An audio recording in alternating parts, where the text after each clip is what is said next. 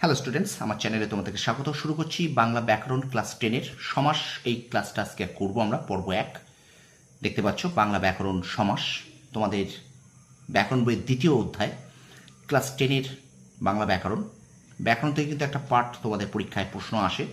এই যে প্রশ্নগুলো আমি এখন তোমাদের সামনে রেখেছি, এটা কিন্তু প্রশ্নগুলি এমসিকিউ আকারে আসবে, ঠিক আছে? আমি বারবার বলছি, এটা পর্ব 1, আরও একটা বা দুটো পর্ব এমসিকিউর জন্য দেবো, তারপরে শর্ট কোশ্চেন যে কোশ্চেনগুলো আসে তার জন্য আমি কিছু প্রশ্ন দিয়ে দেবো, ঠিক আছে?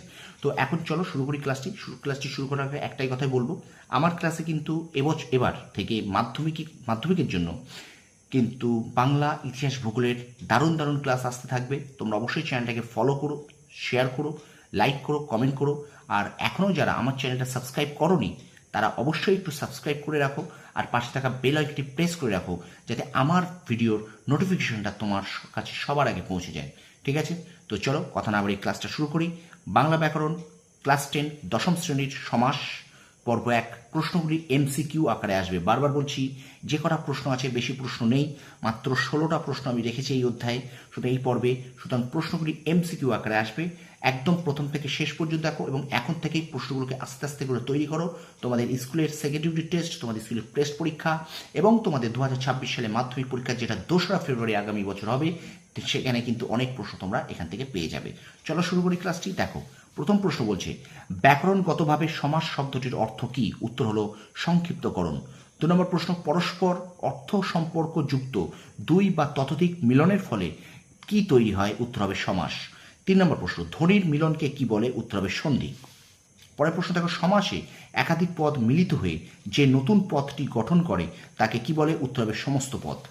5 নম্বর প্রশ্ন, যেসব পদের সমন্বয়ে সমাসবদ্ধ পদটি গড়ে ওঠে তাদের কি বলে? উত্তর হবে সমস্যমান পদ। 6 নম্বর প্রশ্ন, সমস্যমান পদগুলির মধ্যে যে পদটি পরে বা শেষে বসে তাকে কি বলে? উত্তর হবে পরপদ। 7 নম্বর প্রশ্ন, ব্যাস বাক্যে ব্যবহৃত ব্যাস শব্দের অর্থ কি? উত্তর হবে বিস্তার। আচ্ছা, 8 নম্বর প্রশ্ন, দ্বন্দ্ব সমাসে কিসের অর্থ প্রাধান্য থাকে? উত্তর হবে উভয় পদের। 9 নম্বর প্রশ্ন, কোন সমাসে সমস্যমান পদ দুটিকে কিসের মাধ্যমে যুক্ত করা হয়? উত্তর হবে সংযোজক অব্যয় দ্বারা। আচ্ছা, 10 নম্বর প্রশ্ন, কর্মধারয় সমাসে কি প্রাধান্য পায়? উত্তর হবে পরপদের অর্থের প্রাধান্য পায়, ঠিক আছে? আচ্ছা, 11 নম্বর প্রশ্নটাকে বলছে, দ্বিগু শব্দের সাধারণ অর্থ কি? দ্বিগু শব্দের সাধারণ অর্থ হলো দুটি গরুর মূল্যে কেনা, ঠিক আছে? তাহলে দ্বিগু শব্দের সাধারণ অর্থ কি? দুটি গরুর মূল্যে কেনা। আচ্ছা, 12 নম্বর প্রশ্ন হচ্ছে, যাকে তুলনা করা হয় সেটি কি উপমেয়? যাকে তুলনা করা হয় সেটি কি উপমেয়? আচ্ছা, 13 নম্বর দেখো,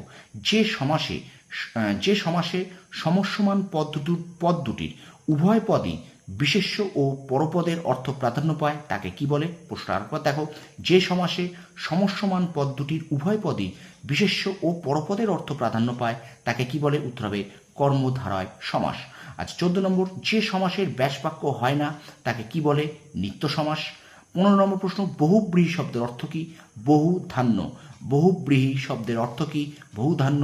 এবং এই পর্বের শেষ প্রশ্ন অর্থাৎ 16 নম্বর প্রশ্ন, উপমান ও উপমেয় পদের অভেদ কল্পনা করা হয় কোন সমাসে? উপমান ও উপমেয় পদের অভেদ কল্পনা করা হয় কোন সমাসে? উত্তর হবে রূপক কর্মধারায় সমাসে।